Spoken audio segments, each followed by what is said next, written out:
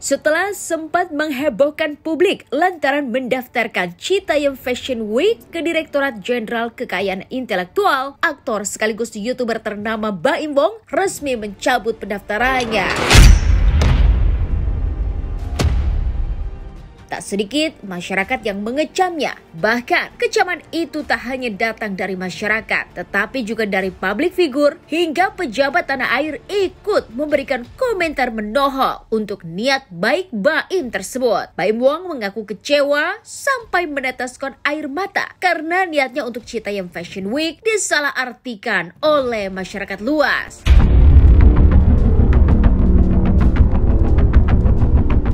Namun, kritik dan komentar pedas pun tak berkurang. Walaupun Baim Wong sudah berusaha untuk memberikan penjelasan atas maksud dan tujuan mendaftarkan merek Citayam Fashion Week. Lantas, apa dampak yang dirasakan Baim Wong dan Paula dengan masalah ini? Dan bagaimanakah nasib hadiah 500 juta yang digadang-gadang akan diberikan untuk pemenang Citayam Fashion Week? Bersama Cuap-Cuap Investigasi, kami akan menguak kisah seputar selebriti dari yang biasa menjadi tidak biasa. Tapi sebelum itu, jangan lupa untuk like, subscribe, dan share channel YouTube ini.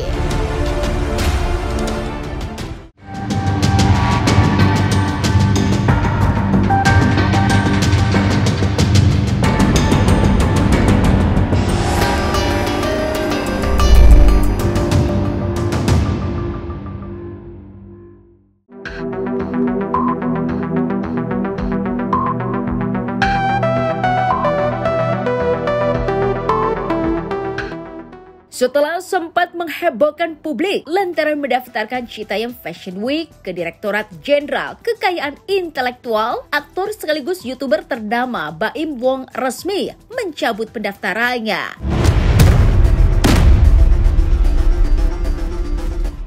Baim Wong dan Paula dianggap memanfaatkan kepopuleran Citayam Fashion Week untuk dijadikan ladang uang. Ayah dua anak itu awalnya menyayangkan adanya komentar negatif untuk niat baiknya itu. Ia meminta masyarakat agar membudayakan untuk mendengarkan terlebih dahulu sebelum berkomentar. Lantas, apa dampak yang dirasakan pasangan suami istri ini atas komentar buruk netizen yang kerap diterima? Bagaimana pula tanggapan mereka melihat cukup banyaknya selebriti di tanah air yang kontra akan niat baiknya itu?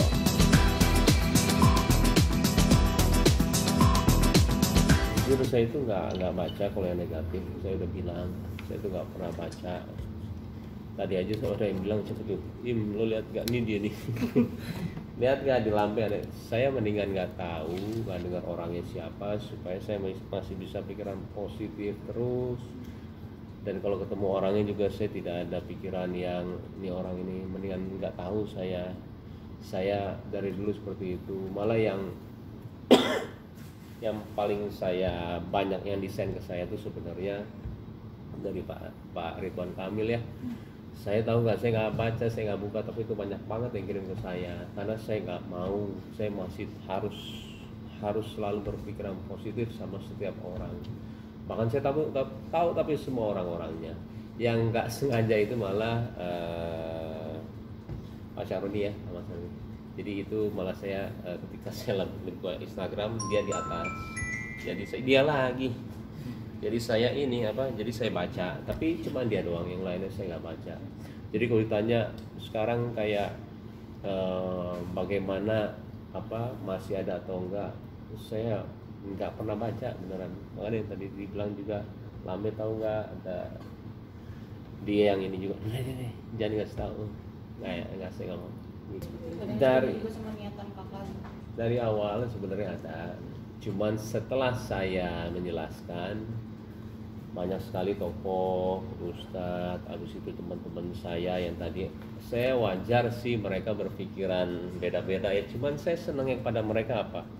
Mereka menunggu saya, mereka mau komunikasi sama saya. mereka mau tahu penjelasan saya. Paling penting itu dari sekarang semua itu komunikasi ya, tujuannya apa, apalagi kalau misalkan orang itu kenal. Jadi komunikasi maunya apa, tapi kalau memang ada yang bertindak seperti itu juga saya tidak menyalahkan, itu kan spontanitas ya, kekesalan segala semuanya. Nah, cuman saya senang dari orang-orang setelah mendengar penjelasan saya tuh semuanya ya, tokoh-tokoh, ustadz-ustadz banyak banget, sampai teman-teman saya masih sampai sekarang masih terus berdatangan, mau itu di DM, mau itu di WhatsApp, mau itu di mana, semuanya lah, di SMS segala semuanya. Ada postingan juga tadi pagi saya baru baca. Cuman kalau postingan itu menyudutkan, walaupun itu bisa membaguskan nama saya ya, ada menyudutkan seseorang, saya tuh nggak mau ngepost gitu loh. Saya nggak mau, takutnya malah jadi saya kayak ngebela diri saya tapi ngejelekin orang. Ketemu gak bilang tuh orangnya siapa. Jadi dia tadi yang ngomong sebenarnya, Wanda Hamidah itu. Aduh, saya bilang ngapain bilang mas saya, karena kalau saya tahu nama takutnya udah kan ada setan masuk. Aduh tuh orang jahat tuh, malu ini nih. Jadi rusak gitu loh saya, keseharian saya. Itu yang saya nggak mau, itu yang saya kenapa nggak mau baca. Karena gini loh, kalau lu nggak bilang gue ketemu dia, gue akan tegur dia. Hai, apa kabar? Dan dia akan bingung ngeliat gue, loh kok dia bikinin gue, nggak apa-apa ya, karena kita nggak baca, karena kita positif thinking sama dia. Tapi kalau lu udah bilang sama gue ketemu orangnya, aduh itu lagi yang ini gue bilang, gue tegur kagak ya, gue bilang. Dan kepura-puraan kita kelihatan banget. Dan gue pun juga nggak baca sampai sekarang apa yang ditulis Pak Ridwan Kamil sampai detik ini, nggak baca. Se-viral itu, sumpah saya nggak baca. Cuman saya mau tetap berpikiran dia orang baik. Saya sampai sekarang masih adore sama dia. Saya tahu bahasa-bahasa dia tuh bahasa agama yang tidak dibuat-buat. Saya tahu dia orang yang baik sampai detik ini. Makanya saya datang ke makamnya. Saya benar-benar belajar apa artinya anak lihat di samping saya. Anak buat saya itu saya nggak mau tinggalin saya terus. Ini kalau misalkan kita kehilangan anak kita nggak bisa balik lagi. Itu cuma hanya jadi memori kita dan penyesalan, kenapa gue nggak tiap hari sama dia. Makanya saya datang ke makamnya. Terima kasih, saya bilang. Eril mengajarkan saya banyak untuk menjadi seorang ayah.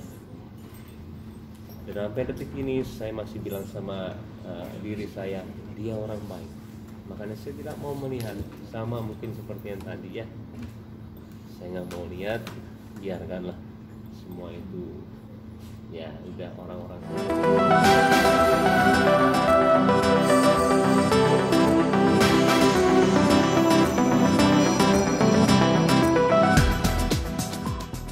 Tidak ada satupun yang mendukung langkah Baim untuk mendaftarkan Citayam Fashion Week ini ke Haki. Mayoritas dari mereka tak mengerti apa sebenarnya yang menjadi tujuan dan maksud Baim Wong untuk menggerakkan ajang tersebut.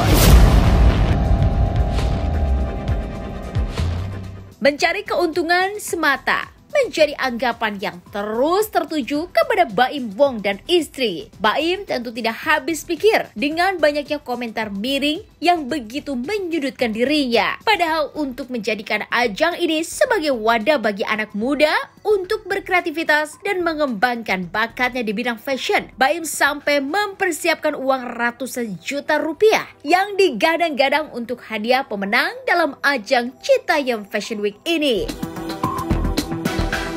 Lantas, jika Baim akhirnya memilih mundur, bagaimana dengan nasib uang 500 juta tersebut?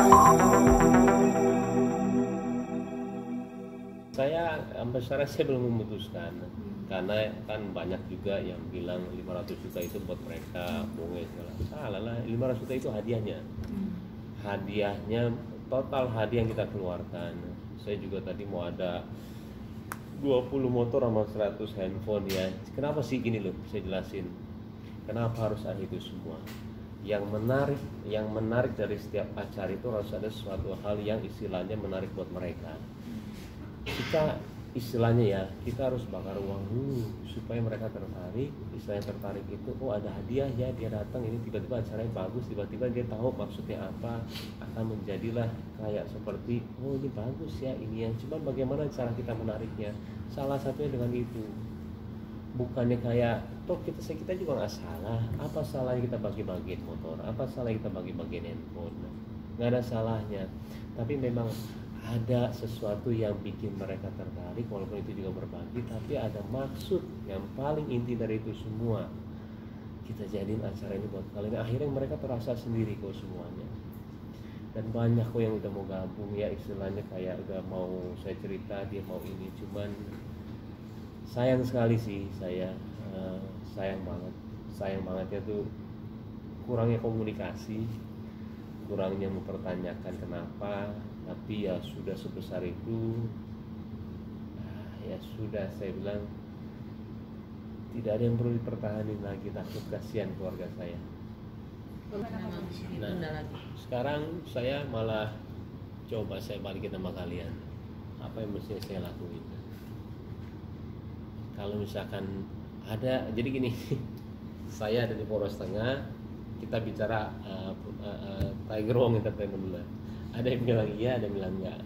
Kita maju lagi nih, tingkatan lebih tinggi. Yang satu bilang enggak, tiba-tiba jam 10 yang ini bilang iya. Saya nggak perlu kasih tahu ya orang-orangnya siapa, cuman orang-orang itu orang-orang yang saya hormati sekali. Wah, saya bingung gitu loh. Jalanin, kelihatan nanti tulusnya kamu seperti apa, kamu nggak ini. Ada yang satu bilang, meredain dulu aja, karena mau itu berhasil, lu dikira ngedompleng. Mau itu bilang nggak berhasil, nanti lu ketawain. Nah, bener sih. Jadi gue harus gimana ya? Nah sekarang saya malah balikan, itu pertanyaan beneran. Malah saya balikan ke kalian, seharusnya saya harus bagaimana? Karena memang visinya itu memang harus diluruskan semuanya. Ada yang bilang sekarang LGBT, ada yang sekarang apa? Luruskan. Kita yang bisa meluruskan. Jadiin itu pakaian yang unik, yang menarik.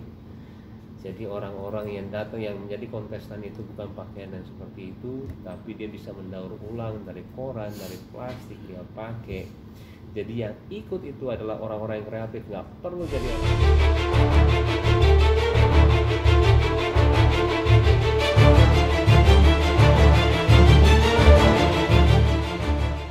Dalam masalah ini ternyata Baim Wong tak begitu peduli atau menanggapi hujatan yang ditujukan padanya. Meski demikian, dampak tersebut justru kerap dirasakan oleh sang istri, Paula Verhoeven.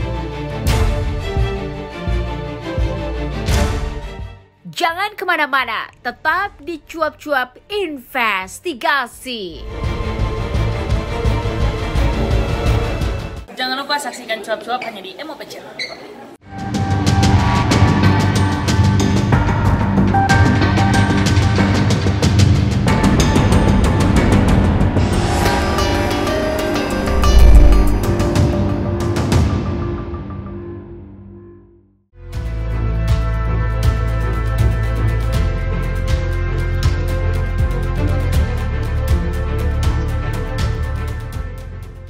Setelah kasus ini viral dan menjadi buah bibir di kalangan masyarakat, Baim Wong membeberkan kondisi sang istri yang ikut terpukul atas komentar miring yang menimpanya. Demi kesehatan mental sang istri, Baim rupanya sering melarang Paula untuk membuka media sosial. Namun akibat rasa penasarannya yang tinggi, Paula tak mengindahkan larangan tersebut dan malah membaca satu persatu komentar miring dari netizen. Akibatnya, Paula harus menanggung kesedihan dan beban yang luar biasa. Lantas, bagaimana cara Baim Wong menguatkan istrinya dari segala permasalahan ini? Kalau perempuan kayaknya hampir sama semuanya, dia pakai perasaan. Lain dengan kita laki-laki itu pakai logika. Kita itu bisa menghilangkan perasaan, logikanya dikedepanin sampai kayak nggak kejadian apa-apa. Sampai kalau perempuan nggak bisa. Ngumpet-ngumpetin dia dengan perasaan dia nggak apa-apa. Saya tahu dia sedih. Saya tahu dia terpukul, saya tahu dia itu sakit hati, saya tahu dia itu baca semua komennya, karena perempuan itu disuruh nggak baca komen dia tetap baca, karena dia itu punya pemikiran penyelidikan yang sangat gila daripada laki-laki. Iya, perempuan tuh gila kalau soal main polisian dia paling jago lah. Dia bisa nyelidikin sampai tuh kan lu salah kan, lu mau ngomong apa lu sana. Perempuan itu begitu, jadi bohong lah ketika kita bilang jangan dibaca apa sih dia. Dia mau tahu akarnya di mana, ini di mana, itu nggak bisa. Kita cuma bisa bilangin aja jangan dibaca. Kalau bisa dibaca sama dia, terus habis itu ya kita diemin, tapi selalu kita bilang sama dia kayak banyak sih, saya nggak bisa bilang, takutnya itu kan sebenarnya karena itu menyangkut jadi susahnya untuk berkeluarga juga kan menyamakan persepsi dua pribadi ya. Saya kalau terlalu cerita kita jadi ngomongin pribadi masing-masing, saya nggak mau. Cuman ya dari kejadian ini saya bilang di keluarga pun begitu, saya bilang harus istilahnya istri itu begini sama suami itu begini sama istri. Jadi kita belajar dari semua.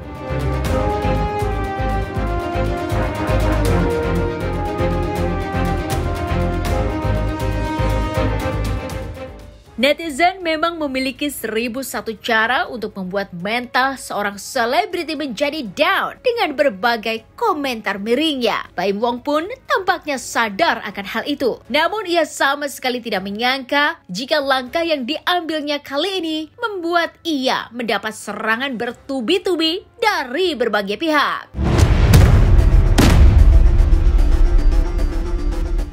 Ia tidak hanya dituding mencari keuntungan semata, namun tak sedikit publik yang turut menuding Baim Wong ingin merebut kemerdekaan Bonge dan kawan-kawan. Lantas, bagaimana hubungan Baim Wong dengan Bonge CS setelah kasus ini mencuat ke publik? Dan benarkah meski tidak dengan embel-embel Citayam Fashion Week, Baim Wong akan tetap membuatkan wadah bagi Bonge dan kawan-kawan untuk bisa mengembangkan bakat dan kreativitasnya?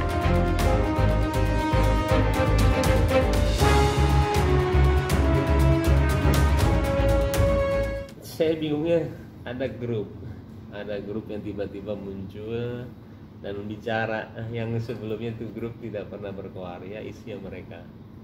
Hai, kata dia ini. Insya Allah mudah-mudahan terjaga terus silaturahminya ya. Saya sampai kaget tadi pagi barusan. Wah, akhirnya grup ini berbunyi ya. Itu aja saya masih menjaga loh. Ada grup, saya tidak mau seperti menyuruh mereka, mengkoordinasi mereka. Itulah yang namanya merangkul. Susah merangkul itu. Kita harus mengerti banget orang-orang ini seperti apa. Tidak bisa tiba-tiba kita komando. Tidak bisa orang itu dikomando. Mereka terlalu bebas hidupnya. Sesusah itu ketika memang Citayam Fashion Week ini berjalan di pundak saya. Sesusah itu. Mungkin dibilang tadi alhamdulillah juga sih ya. Jadi lepas, jadi bebannya juga nggak terlalu berat juga. Mungkin ada yang bilang seperti juga, mungkin ada benarnya. Kalau cita-cita itu masih ada terus. Ketika niat itu ada, saya nggak kalah dengan seperti ini, tapi tidak tahu kapan, tidak tahu bagaimana caranya, bisa cepat, bisa lambat, tergantung. Ada yang bilang suruh reda dulu, ada yang bilang beda-beda persepsinya. Kalau saya untuk dibilang masih ada nggak? Ya iyalah, memang tujuannya itu.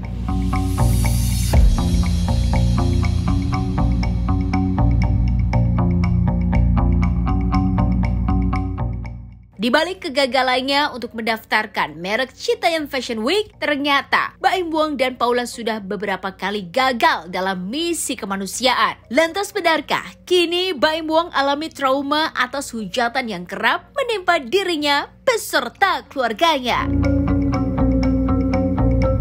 Jangan kemana-mana, tetap di Cuap-Cuap Investigasi. Aku Anet, saksikan Cuap-Cuap hanya di MOP Channel.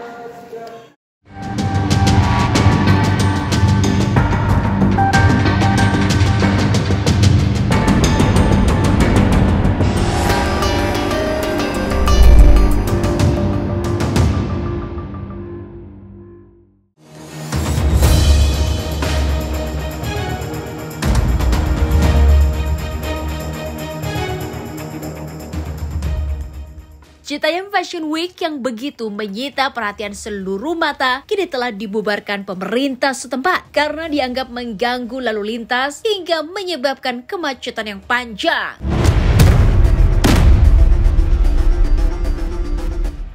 Kendati demikian, Paula sebagai orang yang bergelut di bidang modeling ingin tetap mengibarkan bendera Citayam Fashion Week demi menghidupkan dunia modeling di Indonesia.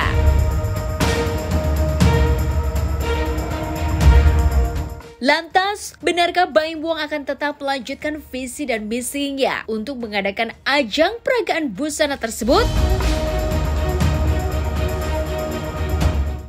Saya tuh pengen. Saya cuma lagi mikirin orang sekeliling saya, karena dia berpengaruh ke dia juga. Jangankan keluarga saya, orang yang sekeliling saya aja ditanyain terus, gimana tuh si Baim ini gimana, kasihan saya itu. Kalau saya jangan pikirin, cuman kalau saya masih mau maju sejauh itu. Apalagi kenapa sih saya itu kok sebegini pedulinya sama, bukan saya, karena Paula yang mengerti banget. Paula yang mengerti banget dunia ini, dan Paula tahu apa yang harus dia lakuin. Jujur saya udah pernah bilang sama dia dari dulu. Pertama kali pas saya nikah sama dia punya anak, dia udah enak dengan YouTube-nya dia. Saya bilang sama dia, sayang, jangan sampai hilang modelnya kamu. Kamu seorang model yang hebat. Kalaupun kamu gak jadi model, pilihan kamu mau model atau enggak. Walaupun model, pilih bajunya seperti apa, tapi kamu jangan hilang. Kamu harus punya influence sebesar itu buat orang banyak. Mau kamu punya sekolah, mau kamu punya yang seperti ini. Nah, ketika ada yang seperti ini, saya ingat dia. Karena ketika ini jalan, saya tuh nyerahin ini sama dia. Bukan saya menjalankan, saya hanya ide awal, saya hanya visinya seperti ini. Dia yang akan tahu, lebih tahu. Itu benar banget. Sebenarnya itu dari awal saya sudah merencanakan, saya jangan. Karena kamu dianggap, kamu itu di modal itu hebatnya itu hebat. Sudah pernah kepikiran bagaimana caranya, bentuknya seperti apa, kenapa nggak buat sendiri. Dan semuanya pasti ada minus plusnya. Kalau saya masih beranggapan semoga ini jadi ya, tapi malah saya balikin ke kalian semua nih. Kalau saya bilang yang sekarang nonton siapapun itu, menurut kalian gimana? Jadiin aja atau enggak? Itu malah saya balikin aja supaya saya tidak salah lagi, supaya orang teman-teman saya atau enggak keluarga saya tidak kena lagi bulian atau apapun itulah. Kalau saya menganggap apa nggak usah dipikirin, malah saya balikin. Sebaiknya bagaimana? Tapi yang menelpon saya untuk itu harus jadi banyak sekali. Semuanya itu orang-orang hebat. Jadi buat saya dukungannya mudah-mudahan bisa menjadikan ini kenyataan ya. Amin. Atau bikin Tergantung. Karena pemerintah itu sekarang ya tahu ya, saya kepentingannya sudah berbeda-beda. Apalagi di media sosial ini. Jadi berlomba-lomba ingin mendapatkan pujian dari komen, sudah berbalik semuanya, dan saya pun jadi sedih juga melihatnya. Kayak tergantung niatnya, tergantung visi, tergantung orang yang mengajak sama saya siapa. Apakah satu visi sama saya, apakah setulus itu, saya nggak tahu.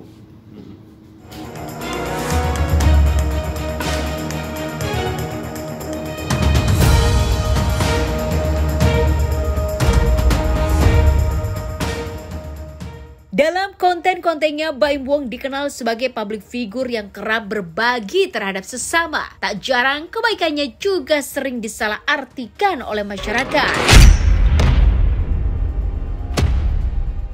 Namun, dari rentetan kebaikan yang sudah Baim lakukan, ia tetap saja tidak luput dari cacian masyarakat yang melabeli diri mereka sebagai haters. Lantas, adakah rasa trauma yang dialami Baim Wong lantaran selalu dihujat masyarakat?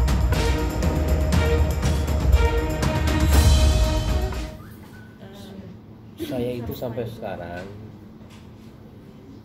beberapa kali ya saya begini ya. Saya itu sampai sekarang beneran saya tidak merasakan cacian maki itu. Demi Allah. Saya hanya merasakan bagaimana caranya saya harus menolong mereka ya. Gimana? Kalian bisa ngeliat dari mata saya. Kenapa saya kepikiran sama komen-komen itu? Saya nggak kepikiran sama sekali. Saya tahu niat saya tahu tujuan saya tahu banget apa yang saya mau tuju. Jadi saya nggak pernah kayak cacian maki itu kayak menghancurkan diri saya. Terlalu kuat visi saya, terlalu kuat, tapi langkah-langkahnya lah yang saya harus pikirin. Nggak seperti itu. Ternyata tahapan-tahapannya itu saya belajar harus gimana. Gini loh, viralnya movement, viralnya seseorang. Banyak kan orang-orang yang viral tiba-tiba ada yang jadi, ada yang hilang gitu aja. Ya.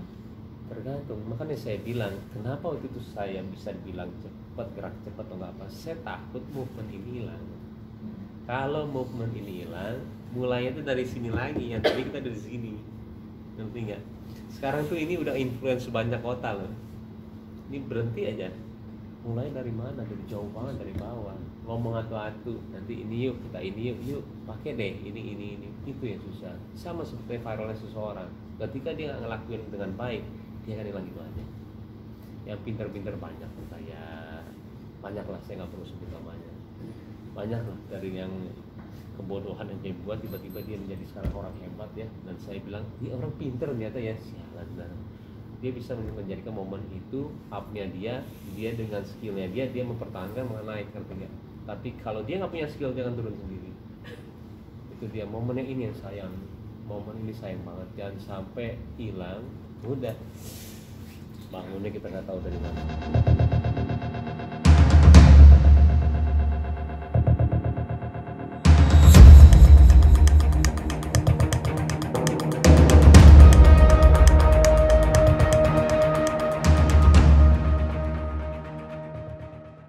Dipuji dan dihujat menjadi bagian yang tidak bisa dilepaskan dari kehidupan selebriti. Ketika mereka memutuskan untuk menjadi seorang figur publik, maka mereka tentu harus siap dengan segala resiko yang ada.